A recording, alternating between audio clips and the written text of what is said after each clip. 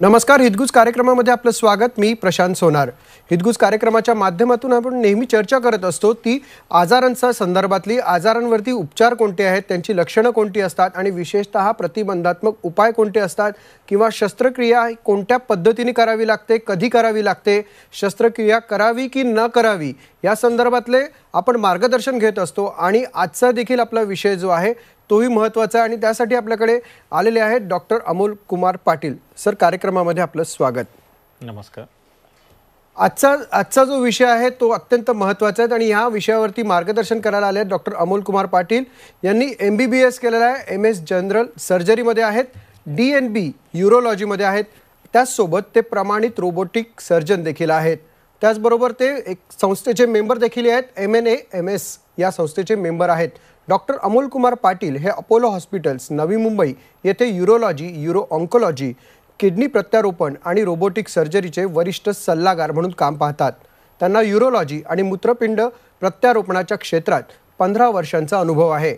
आतापर्यंत हजारोहून अधिक मूत्रपिंड प्रत्यारोपण आणि 100हून अधिक शवांच्या अवयवांच्या कापणीसाठी मूत्रपिंड प्रत्यारोपण करणाऱ्या टीमचा ते सहभागी राहिलेले आहेत. यापैकी त्यांनी प्राथमिक सर्जन म्हणून 600 मूत्रपिंड प्रत्यारोपण शस्त्रक्रिया केलेल्या आहेत. पुरुष वंध्यत्व आणि स्त्री मूत्रविज्ञान यामध्ये ते विशेष पारंगत आहेत.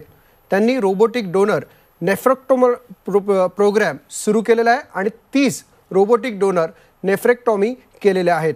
त्यांनी अपोलो हॉस्पिटल्स नवी मुंबई येथे आजपर्यंत साधारण 250हून अधिक यशस्वी किडनी प्रत्यारोपण केलेले आहेत, ज्यात रोबोटिक दात्याच्या शस्त्रक्रियांचा देखील समावेश आहे. अपोलो हॉस्पिटल्स नवी मुंबई येथे रोबोटिक यूरोलॉजी प्रोग्रामची त्यांनी स्थापना देखील केली आहे आणि आजपर्यंत 100हून अधिक रोबोटिक यूरोलॉजी केसेस पूर्ण केलेल्या आहेत. डॉक्टर अमोल कुमार पाटील यांना अनेक पुरस्कारांनी सन्मानित करण्यात आले आहे. त्याचसोबत राष्ट्रीय आणि आंतरराष्ट्रीय परिषदांमध्ये अनेक वैज्ञानिक शोधनिबंध देखील त्यांनी सादर केलेले आहेत. ते आपल्यासोबत आहेत. अपोलो हॉस्पिटल्स नवी मुंबई येथे यूरोलॉजी आणि रेनल ट्रान्सप्लांटचा समृद्ध अनुभव असलेले डॉक्टर अमोल कुमार पाटील. डॉक्टर, आजचा विषय आहे किडनी प्रत्यारोपणाच्या संदर्भात. मुळात किडनी प्रत्यारोपण शस्त्रक्रिया म्हणजे काय? ओके, किडनी प्रत्यारोपण शस्त्रक्रिया म्हणजे काय? किडनी नाकामी झाल्यानंतर किडनीचं जो काम आहे तो करण्यासाठी आपल्याला 2 ऑप्शन आहे. एक आहे तो डायलिसिस. डायलिसिस हे चांगलं ॲक्च्युली हे नाही आहे, ऑप्शन नाही आहे. म्हणून किडनी प्रत्यारोपण हा actually quality of life, even economic सगळं बघितलं तर किडनी प्रत्यारोपण हा सगळ्यात उत्तम उपाय आहे. किडनी प्रत्यारोपण म्हणजे काय? किडनीचं नॉर्मल काम काय असतो? किडनीला एक नस असतो, एक नाडी असतो आणि एक लघवीचा पाईप असतो. नसमधून किडनीमध्ये ब्लड, नाडीमधून किडनीमध्ये ब्लड जाते, ते ब्लड फिल्टर होते, त्यातनं लघवी तयार होते आणि नसमधनं परत ब्लड परत जाते आणि युरेटरमधून, युरेनचं पाईप युरेटर म्हणतो, त्या मूत्रनलिकामधून लघवी खाली घेऊन लघवीच्या पिशवीमध्ये जमा होते. प्रत्यारोपणमध्ये आपण काय करतो? एखादा लिव्हिंग डोनर म्हणजे त्यांचे नातेवाईक कोणतं देणार असतील ते देतात किडनी. आई, भाऊ, बहीण, बायको, नवरा कोणी असेल तर first degree relative, second degree relative, ते रिलेटिव्ह देतात किडनी. ते किडनी आपण जे रिसिपियंटचं हे खराब झालेलं आहे, म्हणजे ज्याचे दोन्ही किडनी खराब आहे, त्याच्या पोटामध्ये आपण ते किडनी बसवतो. ते किडनी बसवायचं म्हणजे जसं सांगितलं तुम्हाला, नाडी, नस आणि लघवीचं पाईप हे तिन्ही गोष्टी आपण जे बंद करून डोनरमधनं काढले ते इथे आपण रुग्णाच्या पोटामध्ये एक ऑपरेशन करून ती नाडीला नाडी जोडतो, नसला नस जोडतो आणि युरिन पाईप लघवीच्या पिशवीला जोडतो. असं हे प्रत्यारोपण असतं ॲक्च्युली. मग ज्यावेळी डोनरचं रक्त किडनीमध्ये जाईल मग तो फिल्टर होऊन परत सेम जे नॉर्मल किडनी काम करते, किडनी चांगलं असल्यामुळे ते व्यवस्थित काम करायला लागेल आणि मग जो युरिन तयार होऊन खाली यायला लागेल. किडनी प्रत्यारोपणाची गरज आहे, कधी साधारण ठरवलं जातं आणि ती कशी केली जाते याबद्दल सविस्तर काय सांगाल? हां, किडनी प्रत्यारोपणची गरज मूळतः भारतात बघितलं तर अराउंड 70% जास्त लोक डायबिटीज आणि ब्लड प्रेशरनंच किडनी खराब झालेले पेशंट असतात. बाकीचे बरंच कारण आहेत किडनी खराब व्हायला. मग किडनी एकदा आपण डायलिसिसवरती चाललं आहे असं पेशंट समजलं, पण त्यावेळी नेफ्रोलॉजिस्टनं वाटतं की नाही, ह्याच्या डायलिसिसपेक्षा चांगला उपाय जो आहे तो ह्याचा आहे किडनी ट्रान्सप्लांटचा. का म्हणजे तो जसं सांगितलं आता मी, क्वालिटी ऑफ लाईफ जर बघितलं तुम्ही, एखादा माणूस आठवड्यातनं 4 तास म्हणजे 3 दिवस प्रत्येक दिवशी 4 तास डायलिसिस मशीनवरती जातो. म्हणजे येण्याचं 2 तास, जाण्याचं 2 तास, हे सगळंच बघितलं तर आपण म्हणजे भरपूर त्याचं नुकसान होतं. तोच तो घराचा कर्तबदार माणूस असेल तर तो बऱ्यापैकी नुकसान होत असतो. म्हणून हे सगळं टाळण्यासाठी जर ट्रान्सप्लांट केलं ठीक आहे, ट्रान्सप्लांटसाठी थोडं सुरुवातीला खर्च जास्त लागतो, पण तुम्ही 1.5 ते 2 वर्षात जे डायलिसिस जेवढे पैसे खर्चाला लागणार आहेत तेवढेच पैशामध्ये तो ट्रान्सप्लांट होणार आहे. आणि पुढचं तसं बघितलं तर ते डायलिसिस फ्री राहतील, नॉर्मल क्वालिटी ऑफ लाईफ, सगळं फिरणं खाणं प्रत्येक गोष्ट नॉर्मल माणसासारखं करू शकतात ते. म्हणून किडनी प्रत्यारोपण हा सगळ्यात उत्तम उपाय आहे. आणि एक पेशंट जसं तुम्ही सांगितलं कारणं विचारलं, बरंच कारण आहे त्याला किडनी खराब व्हायला, ते मेडिकल कारणामध्ये आपण जात नाही. आज आपण शस्त्रक्रियेबद्दल त्याचे कॉम्प्लिकेशन जाणून घेतोय.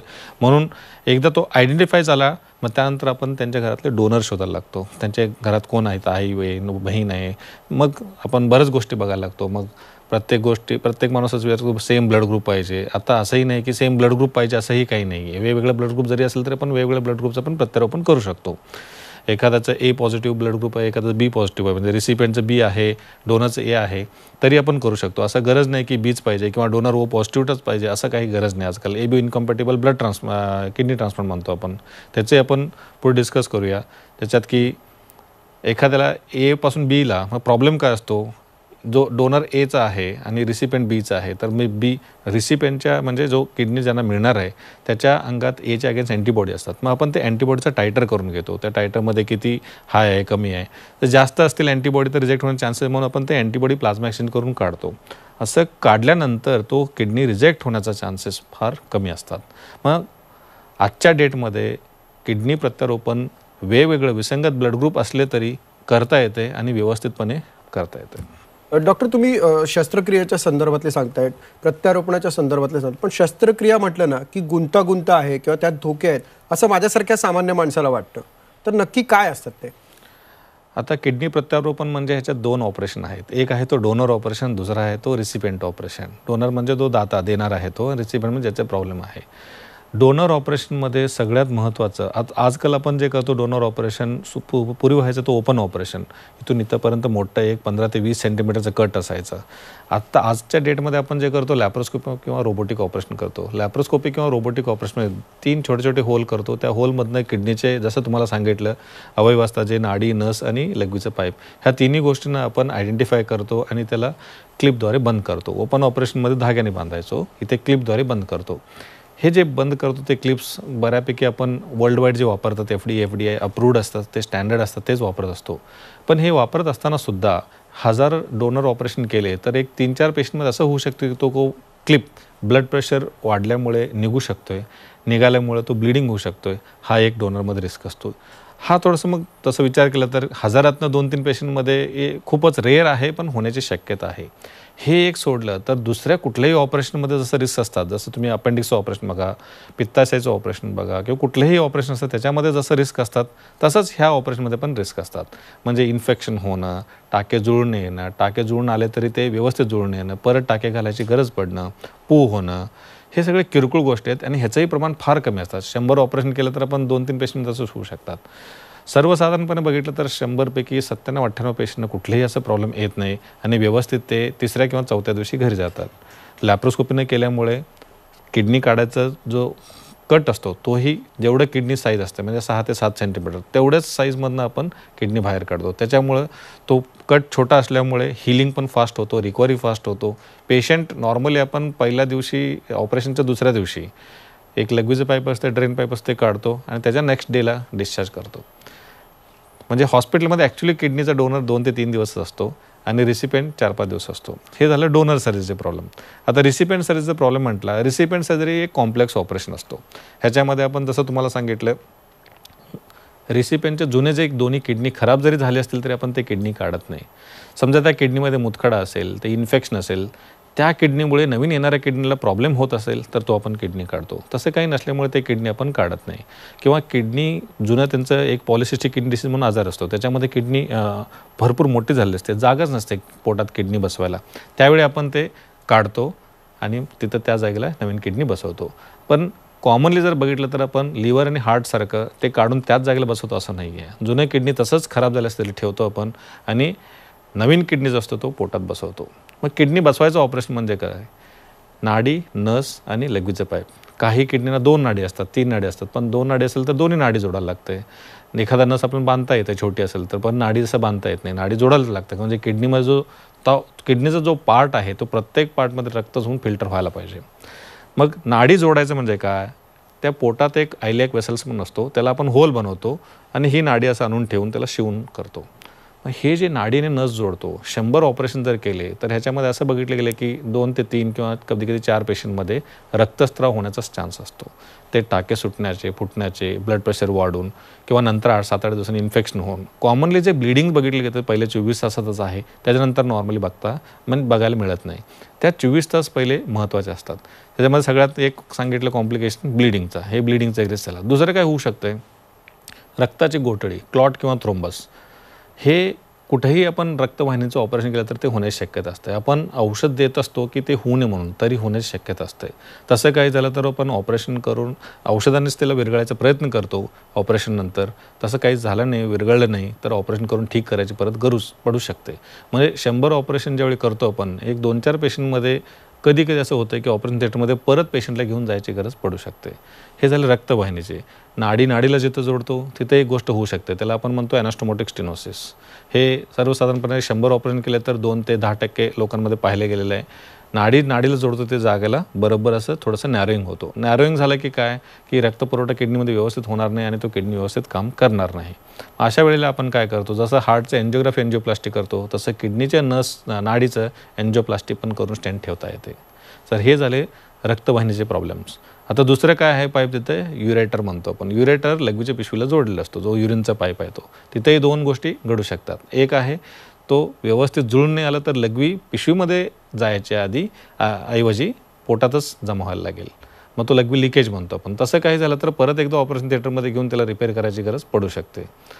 अजून एक गोष्ट काय होऊ शकते, जुळून आली व्यवस्थित पण ते टाईट जुळून आली तर लघवी किडनीमधून खाली पिशवीमध्ये उतरणार नाही. तसं काही झालं तर किडनीमध्येच लघवी जमा होत राहील, मग त्याला वेगळं ऑपरेशन करून ठीक करायची गरज पण पडू शकते. मग हे झाले युरेट्रिक किंवा युरिनचा प्रॉब्लेम, हे किडनी प्रत्यारोपणमध्ये होणारे नॉर्मल कॉम्प्लिकेशन. अजून एक, जसं बॉडीमध्ये ब्लड आहे, युरिन आहे, तसं अजून एक द्रव्य असतो, तो द्रव्य म्हणजे लिम्फ म्हणतो आपण. हे लिम्फ नावाचं फ्लुइड आतमध्ये जमा होत असते, म्हणून किडनी ट्रान्सप्लांटच्या ऑपरेशननंतर एक आपण पाईप पण इथं ठेवलेलं असते. त्या पाईपमधून पाणी बाहेर येत असते, ते लिम्फ येत असते. 4-5 दिवस पाणी बाहेर येते, हळूहळू ते पाण्याची क्वांटिटी कमी झाल्यानंतर आपण ते पाईप काढून टाकतो. काही पेशंट्समध्ये काही कारणामुळे हे पाणी 1.5-2 महिन्यापर्यंत पण येऊ शकते. तसं येत असेल तर आपण ते पाईप तसंच ठेवतो, पाणी कमी झाल्यानंतर पाईप काढतो. काही पेशंट्समध्ये 4-5 दिवसात पाणी कमी होते, सगळं व्यवस्थित असते आणि 2 ते 3 महिन्यानंतर पाणी आतमध्ये जमा होते, त्याला आपण म्हणतो लिम्फोसील. त्याला एक वेगळं ऑपरेशन करून परत ठीक करायची गरज पडू शकते. तर हे जे कॉम्प्लिकेशन्स मी आता तुम्हाला सगळं सांगतोय, हे 100पैकी 4-5 पेशंटमध्ये होऊ शकतात. 95 ते 97% लोक व्यवस्थित किडनी ट्रान्सप्लांट झाल्यानंतर 6व्या किंवा 7व्या दिवशी घरी जातात. आणि थोडक्यात 95% रेशिओ म्हणायला हरकत नाही, सक्सेस रेशिओ जर आपण कन्सिडर केला. डॉक्टर, एक शस्त्रक्रियेसाठी किती तासांचा कालावधी लागतो साधारण? नॉर्मली डोनर सर्जरी आपण लॅप्रोस्कोपीने जेव्हा करतो 1.5-2 तासात संपते, पण रिसिपेंट सर्जरी अराउंड 3 तास लागते. जे जोडायचं काम आहे ते आपण पहिल्यांदा सुरुवात करत असताना डोनरला आतमध्ये घेतो, चालू करतो, मग थोडं झालं की तिकडे रिसिपेंटला घेतो. रिसिपेंट सगळं रेडी झालं की मग किडनी काढून तिकडे बसवत असतो, त्यावेळी इकडे बंद करत असतो डोनरचं. सर्वसाधारणपणे बघितलं तर मी आता अपोलोचं जर बघितलं, आपण सध्या मागच्या आठवड्यातच 300 किडनी ट्रान्सप्लांट सक्सेसफुली कंप्लीट केलेत आम्ही. आणि सर्वसाधारण टायमिंग जर बघितलं आमचं डोनरचं अराउंड 2 ते मॅक्सिमम 2.5 तास आहे आणि रिसिपेंटचं 3 ते 3.5 तास आहे. ओके. यामध्ये दोन्ही घटक समाविष्ट असतात, रुग्ण आणि डोनर. तर साधारण या दोघांचंही आयुष्य कसं राहतं ट्रीटमेंटनंतर? क्वालिटी ऑफ लाईफ डोनरचं जर तुम्ही म्हटलं की डोनर आम्ही आधी फिट म्हणजे पेशंट म्हणताच येत नाही डोनरला, हे एक फिट माणूस असतो, इंडिव्हिज्युअल असतो. म्हणून तो डोनेट करण्यासाठी फिट आहे की नाही बघण्यासाठी किंवा झाल्यानंतर त्यांना काही त्रास होणे म्हणून आपण भरपूर टेस्ट करतो त्यांचं. ह्या शस्त्रक्रियेमध्ये डोनरचं इनफॅक्ट भरपूर जास्त खर्च होतो की उद्या किडनी दिल्यानंतर त्यांना कुठल्याही प्रकारचे प्रॉब्लेम यायला नको. ज्यावेळी आम्हाला वाटतं आहे की नाही, पेशंट एकदम फिट आहे, किडनी दिल्यानंतर ह्यांना कुठल्याही किडनीचा आजार होणार नाही किंवा कुठल्याही अवयवाचा ह्यांना त्रास होणार नाही, त्याच वेळी आपण हे करत असतो. मग डोनरचं क्वालिटी ऑफ लाईफ म्हटलं, ऑपरेशननंतर 2 ते 3 दिवस हॉस्पिटलमध्ये आहेत, 3-4 दिवस घरी रेस्ट घ्यायचं आहे. लॅप्रोस्कोपी केल्यामुळे मुवमेंट्स वगैरे फास्ट होतात. 10 ते 12 दिवसानंतर टाके काढतो आपण. जे काही पेशंट्समध्ये आपण आतनं विरघळणारे टाके सबक्युटिक्युलरमध्ये ते घातलेले असतात, ते परत काढायची गरज पण नाही आहे. इन जनरल तुम्ही बघितलं तर 6 आठवड्यामध्ये डोनर एकदम फिट आहे. आमचे काही असे पेशंट्स आहेत की 6 महिन्यानंतर कळसुबाईसारखं मोठं ट्रेक पण केलं आहे डोनरने. तर डोनरचं फार क्वालिटी ऑफ लाईफमध्ये काही फरक नाही आणि ते एकदम फिट होऊन घरी जातात. रिसिपेंटचं कसं असतं, काही रिस्ट्रिक्शन असतं. ऑपरेशनचं ॲक्च्युली काही प्रॉब्लेम नसतो, पण रिसिपेंटमध्ये रिजेक्शनचं आणि इन्फेक्शनचं चान्सेस असतात. रिजेक्शन होऊ नये म्हणून आपण रोगप्रतिकारक शक्तीचे काही कमी करण्यासाठी औषध दिलेले असतात. त्या गोळ्यांमुळे त्यांचं इन्फेक्शनचा रेट जास्त असतो. म्हणून आपण रिसिपेंट्सना काय सांगत असतो, सुरुवातीला ते डोसेस जास्त असतात. ते डोसेस वगैरे सेट होऊपर्यंत थोडं गर्दीच्या जागेला जायचं नाही आणि शिळं काही खायचं नाही, स्वच्छता सगळं पाळायला पाहिजे, इन्फेक्शन होऊन मास्क घालायचं. जसं कोरोना टाईममध्ये आपण बघितलं तर वर्षभर त्यांना व्यवस्थित मास्क घालणे हे सगळं आपण त्यांना सांगतो. पण त्यांचं कुठल्याही क्वालिटी ऑफ लाईफमध्ये काही फरक पडत नाही. म्हणजे 1 महिन्यानंतर तेही सगळं नॉर्मल ॲक्टिव्हिटीज सगळंच करू शकतात. ऑपरेशनचा फार दुखापती आहे असं काहीच नाही. 1 महिन्यानंतर प्रत्येक गोष्ट करू शकतात जे आपण सगळे करू शकतो. फक्त काळजी इन्फेक्शन होऊ नये म्हणून घ्यायची असते. नॉर्मल त्यांचं इवन मुलांचं लग्न वगैरे झालं असेल तर सेक्शुअल लाईफ वगैरे म्हटलं 3 महिन्यात सगळं, किंवा 1 वर्षानंतर एखादा स्त्रीचं आपण ट्रान्सप्लांट केलं तर 1 वर्षानंतर ते प्रेग्नंट पण होऊ शकतात. सगळे नॉर्मल रुटीनमध्येच होणार असतं पुढंसुद्धा. असं कुठलेही ट्रान्सप्लांट केलं म्हणून त्यांना कुठलेही प्रॉब्लेम येणार असं काही नाही. म्हणजे सर्वसाधारणपणे 3 महिन्याचा किंवा 6 महिन्याचा कालावधी योग्य म्हणता येईल रिकव्हरीसाठी. 3 महिने तुम्ही म्हटलं तर रिसिपेंटसाठी आणि 1 महिना डोनरसाठी आजच्या दिवशी. डॉक्टर, रोबोटिक शस्त्रक्रिया हल्ली केली जाते, ती शस्त्रक्रिया काय आहे? रोबोटिक शस्त्रक्रिया म्हणजे काय असतो, ॲक्च्युली रोबोटिक म्हणजे रोबोट नाही करत असतो काम. हे रोबोटचं फक्त आपण आर्म्स वापरतो. कन्सोलवरती स्वतः म्हणजे मी रोबोटिक सर्जन आहे, मी कन्सोलवरती स्वतः बसतो आणि मीच ऑपरेट करतो. ते रोबोटिकचे आर्म्स वगैरे मीच हलवत असतो. असं नाही की रोबोटिकचा एक सॉफ्टवेअर प्रोग्राम आहे, त्यात घातले ऑपरेशन कर म्हटलं तर ते करते, असं नसतं. ते रोबोटिकचे फक्त आपण आर्म्स वापरतो. ते जे आर्म्स एवढ्यासाठी वापरतो की माझा आता रिस्ट बघितलं तुम्ही तर एवढंच मूव्ह होऊ शकते. तर रोबोटिकचं कसं आहे 360 डिग्री मुवमेंट असते. तर कुठेही मला मागे जाऊन असं टाके घ्यायचं असेल तर ते व्हेरी इझिली घेता येते मला. ते माझ्या स्वतःच्या हाताने नाही घेता येणार, तशा ठिकाणी तो रोबोटिकचा आर्म पोचू शकतोय. तो व्यवस्थित टाके घेता येते, व्यवस्थित कुठल्याही गोष्टी कट करायचं आहे, जोडायचं आहे, ह्याच्यामध्ये फार एकदम प्रिसाइजली करता येतं आहे. आणि त्याचं 3 डायमेन्शन HD विजन जो मिळतो आजच्या जे रोबोटिकचा कॅमेराचा वगैरे फार प्रिसाइज असतो. मग त्याचं ॲडव्हान्टेज घेण्यासाठी आपण किडनी ट्रान्सप्लांटमध्ये सुद्धा वापरू शकतो. आता डोनरचं ऑपरेशन जे आपण लॅप्रोस्कोपिकला करतो सेम ते रोबोटिक पद्धतीने पण करू शकतो. आता रोबोटिकचा ॲडव्हान्टेज काय, लॅप्रोस्कोपीचे पोर्ट्स थोडे मोठे असतात, रोबोटिकचे पोर्ट्स छोटे असतात. म्हणून पोर्ट साईडचं जे पेन होतो तेही सुद्धा रोबोटिकमध्ये कमी होतो. प्रिसाइज असल्यामुळे ब्लिडिंग किंवा कुठलेही छोटे अवयव आपण बघतो जिथं लंबार वेन असतो, गोनाडल वेन असतो डोनरमध्ये, हे सगळं टॅकल करण्यासाठी रोबोटिकचं ॲडव्हान्टेज डेफिनेटली जास्त आहे.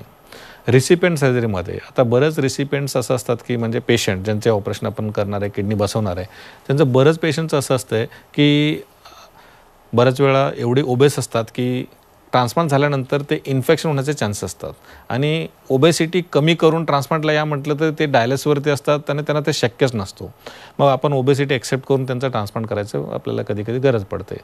मग ट्रान्सप्लांट ज्यावेळी करायचं आहे हे रोबोटिक पद्धतीनं जर केला तर एवढी मोठी कट करून घालायची गरजच नाही आहे. आणि लॅप्रोस्कोपीने किडनी ट्रान्सप्लांट करणं खूप अवघड आहे. म्हणून लॅप्रोस्कोपीने जे सुचरिंग करू शकतो ते फास्ट होणार नाही जेवढं रोबोटिकने होतं आहे. आणि ट्रान्सप्लांटमध्ये काय असतं, सुचरिंग फास्ट करणं म्हणजे टाके फास्ट करणं हे खूप महत्त्वाचं असतो. सिलेक्टेड टायमामध्येच किडनी जोडणं आणि पटकन किडनीचं काम चालू करणं हे खूप महत्त्वाचं असतो. मग रोबोटिकमध्ये ओबेस पेशंट असेल तर छोट्या कटमध्ये एकदम छोट्या किडनी आतमध्ये जसं डोनरमधनं काढण्यासाठी जेवढं कट लागतो तेवढ्याच कटमध्ये आपण आतमध्ये ते बसू शकतो. बसवल्यानंतर टाके घालून जोडू शकतो. ह्याच्यामध्ये मग इन्फेक्शन्स रेट कमी झाले, पेशंट ऑलरेडी इम्युनोसप्रेस्ड आहे म्हणजे त्याला रोगप्रतिकारशक्ती कमी केलेलं आहे, तर त्याला इन्फेक्शन होण्याचे चान्स जास्त असते. मग रोबोटिकने केल्यामुळे हे सगळे आपण कॉम्प्लिकेशन्स, ब्लिडिंगचे, इन्फेक्शन सगळं कॉम्प्लिकेशन्स कमी करू शकतो. ह्याच्यापेक्षा मोठं म्हणजे पेशंट फास्ट करू शकतो. कट छोटा असेल, पेशंट तिसऱ्या दिवशी घरी जाऊ शकतो. डॉक्टर, म्हणजे इतर शस्त्रक्रिया आणि किडनीच्या ह्या सगळ्या प्रत्यारोपणासंदर्भातला शस्त्रक्रिया याचं काय तुम्ही म्हणजे विश्लेषण करू शकाल की काय वेगळेपणा असतो? किडनी मूत्रपिंड प्रत्यारोपण शस्त्रक्रिया म्हणजे थोडं कॉम्प्लेक्स ऑपरेशन आहे. पण आजच्या डेटमध्ये तुम्ही बघितलं एवढे सेंटर्स आपले आता चालू झालेत की प्रत्येक इवन सुरुवातीला ट्रान्सप्लांट म्हटलं तर महाराष्ट्रातलंच तुम्ही बघितलं तर पुणे किंवा मुंबई असं म्हणत होते. आता पण नागपूर बघा, कोल्हापूर बघा, नाशिक सगळीकडे बऱ्यापैकी सेंटर्स चालू झालेले आहेत. आणि कॉम्प्लेक्सिटी ऑफ द सर्जरी जे म्हणतो, आधी ते 8-8, 9-9 तास करायचे सर्जरी, आता असं नाही आहे. 3 ते 4 तासाचं सर्जरी होऊन पेशंट 4-5 दिवसात घरी जातो आहे. मग तो नंबर वाढल्यामुळं, टेक्नॉलॉजी वाढल्यामुळं ते आपण ॲडव्हान्टेज पेशंट्सना देत असतो. जरी कॉम्प्लेक्स असेल तरी आता तो सर्जरी सोपी होत चालली आहे. डॉक्टर, एक शेवटचा प्रश्न, अगदी 4 वाक्यात उत्तर सांगाल की मुळात ही शस्त्रक्रियेची वेळ येऊ नये म्हणून आपला आहार कसा असला पाहिजे? हां, आहार तुम्हाला जसं सांगितलं की जे मूळ आपल्या भारतात बघितलं तर 70% जास्त जे किडनी खराब होतं डायबिटीज आणि ब्लड प्रेशरने. तुमचं डायबिटीसचं जर व्यवस्थित कंट्रोल असेल किंवा ब्लड प्रेशर व्यवस्थित रेग्युलर कंट्रोल असेल, औषध व्यवस्थित घेत असाल, आहाराचं म्हटलं तर तुम्ही शुगरसाठी, डायबिटीसचं कंट्रोल करण्यासाठी जे जे आहार आहेत ते सगळं व्यवस्थित घ्यायला पाहिजे. किडनीचं एक मूळतः सांगायचं म्हणजे जसं शुगर कसं कमी म्हटलं तसं सॉल्ट पण कमी घ्यायला पाहिजे. मोस्ट ऑफ दी पेशंट सगळे असतात ना, बीपीचे पेशंट असतात, ब्लड प्रेशर हाय असतात, त्यांना सॉल्ट जेवढं, म्हणून आपण सांगत होतो 1 ग्राम सॉल्ट कमी घेतला तर तुमचा 1 दिवस किडनीचं वाढतो. असं आपण एक एक्झाम्पल देत असतो की नेहमीचं तुमच्या जेवणामध्ये सॉल्ट कमी असायला पाहिजे. जंक फूड्स घ्यायला नको. जंक फूड्समध्ये कार्बोहायड्रेट जास्त असते, कार्बोहायड्रेट कमी असायला पाहिजे, फॅट कमी असायला पाहिजे. आणि बाकीचे जसं शुगरचं तुम्हाला सांगितलं, शुगर कंट्रोलसाठी जे आपण करू शकतो. आणि सगळ्यात महत्त्वाचं म्हणजे हायड्रेशन. किडनीसाठी म्हणजे हायड्रेशन खूप महत्त्वाचं आहे. तुमचं रोजचं युरिन आउटपुट म्हणजे लघवी 1.5 ते 2 लिटर जायला पाहिजे. म्हणजे व्यवस्थित आरोग्य माणसाने 3 ते 3.5 लिटर पाणी प्यावं आणि 1.5 ते 2 लिटर लघवी पास व्हायला पाहिजे. तुम्ही जे काही प्रत्यारोपणाच्या संदर्भातली जी माहिती दिलीत आणि मुळात किडनी खराब होऊ नये किंवा या सगळ्या गोष्टी आपल्या शरीराच्या योग्य राहाव्यात यासाठी जे मार्गदर्शन केलं त्याबद्दल आपले धन्यवाद. थँक्यू. डॉक्टर अमोल कुमार यांनी आपल्याला सांगितलेलं आहे ह्या गोष्टी ज्या आहेत त्या तुम्हाला कदाचित या वेळेच्या अभावी फार कमी समजल्या असतील तर तुम्ही खाली दिलेल्या नंबरवर संपर्क त्यांना साधा, जेणेकरून तुमच्या मनातले जे प्रश्न आहेत किंवा तुमच्या मनातली जी काही शंका आहे ती दूर होण्यास मदत होईल. तुर्तास वेळ झाली आता हितगुजमध्ये इथेच थांबण्याची. पाहत राहा झी 24 तास.